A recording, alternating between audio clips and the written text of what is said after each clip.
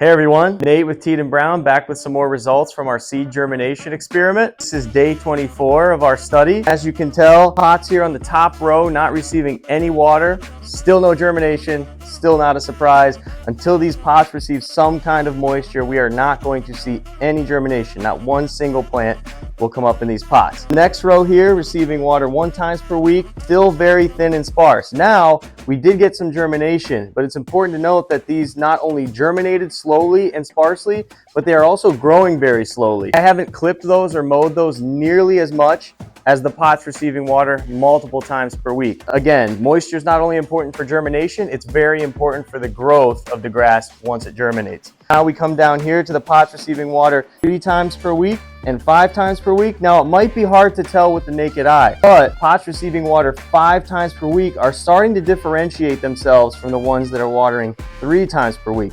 They're getting thicker and fuller, and they're also growing faster. I've clipped the pots that are receiving water 5 times per week slightly more, and they're growing slightly faster than the ones receiving water 3 times per week. Like I said before, water is not only important for germination, but for growth once the grass germinates. It's important to remember that here at Teed & Brown, when we're aerating and seeding, we don't use just one of these species when we're seeding. We use mixtures of them, so we combine them all into our seed mixtures and employ them on the lawn. So what does that mean? That means you're going to see these coming up at different rates. Like I've said before, the perennial ryegrass is going to germinate faster.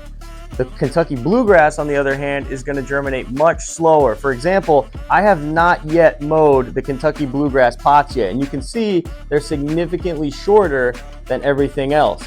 Now, Kentucky bluegrass not only takes the longest to germinate, but it also is more slow to develop as time goes on. Please check in next week for another update.